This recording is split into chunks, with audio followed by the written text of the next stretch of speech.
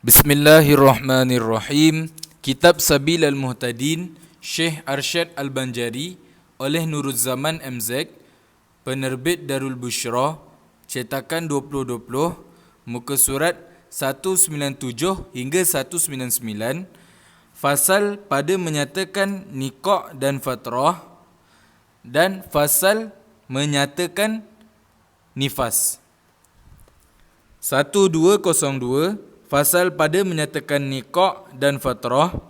Fatrah adalah satu keadaan yang terselang mengalir darah di dalamnya dan tinggal di dalam faraj. Bekas darah sekira-kira jika dimasukkan kapas ke dalamnya, nescaya kelihatan pada kapas itu warna darah.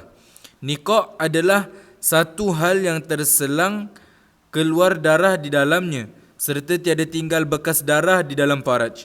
Sekira-kira jika dimasukkan kapas ke dalamnya, nescaya keluar ia bersih, tiada kelihatan padanya warna darah. 1203.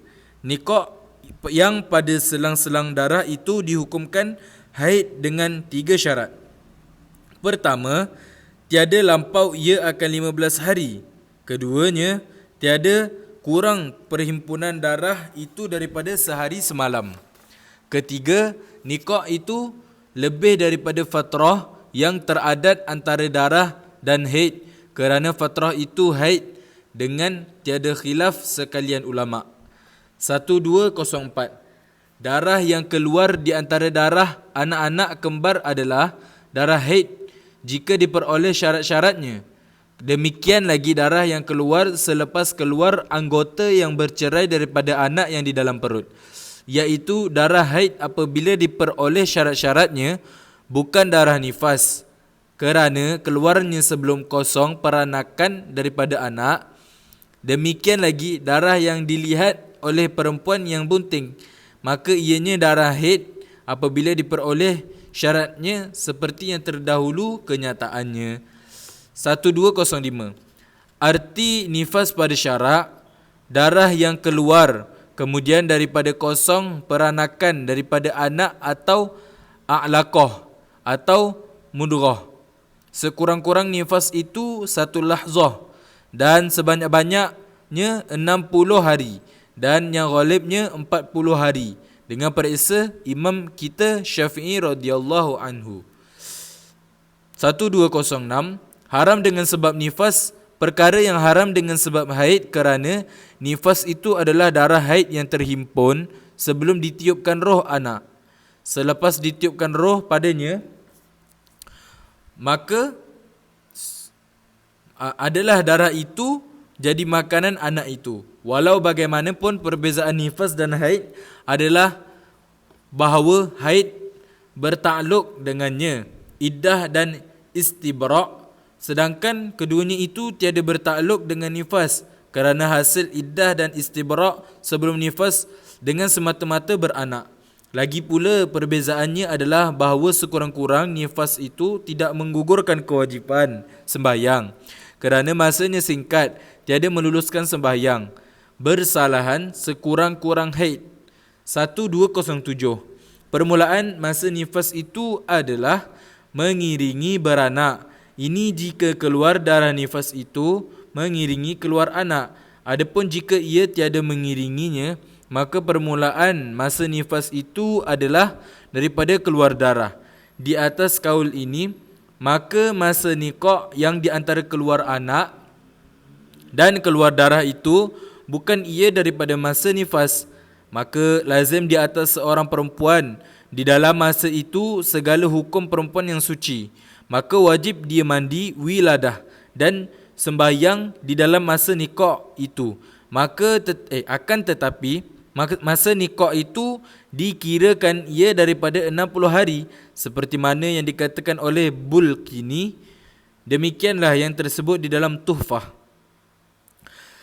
1208. Masalah jika seseorang perempuan tiada melihat darah nifasnya sama sekali, adakah harus suaminya menyetubuhinya sebelum daripada mandi atau tayamum? Kata Syihab Ar-Ramli, harus dia menyetubuhinya. Bandingannya seperti menyetubuhi perempuan yang ada atasnya janabah. 1209. Jika dia tiada melihat akan darah melainkan selepas lalu 15 hari atau lebih, maka tidak ada baginya nifas sekali-kali dan darah yang dilihatnya selepas masa yang itu adalah darah haid, bukan darah nifas. 1210.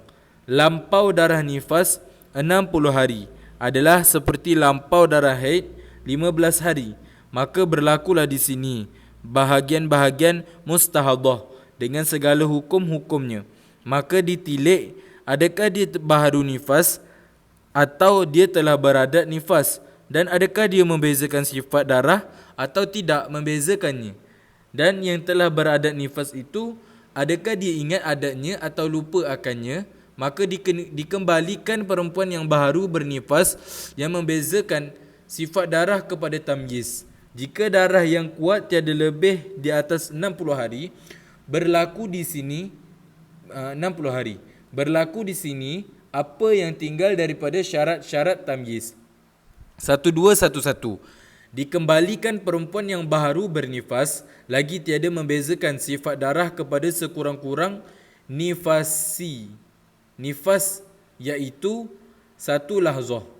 Dikembalikan yang telah beradat nifas yang tiada membezakan sifat darah kepada adatnya jika diingatkannya, sabitlah adatnya itu jika tiada bersalah-salahan dengan sekali jua, dan jika ianya bersalahan maka padanya tafsil yang telah terdahulu pada haid.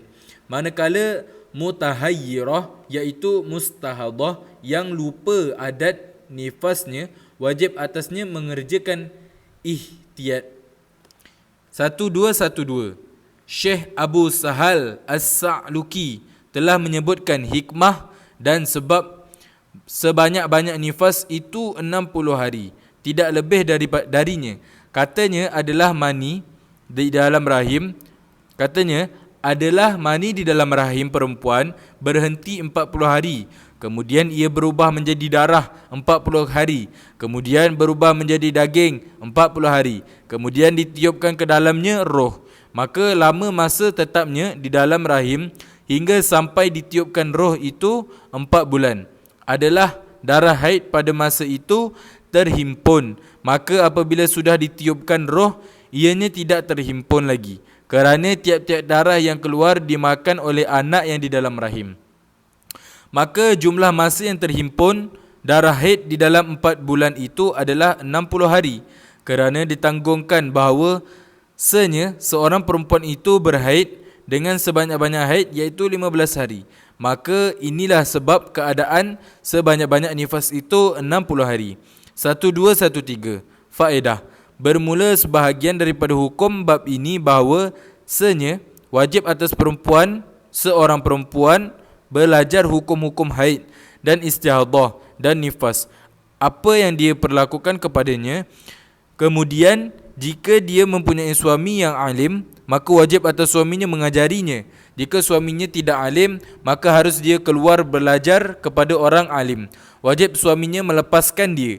Haram dia menegahnya, melainkan jika si suami itu belajar supaya selepasnya dia mengajar isterinya, maka pada ketika itu janganlah dia keluar.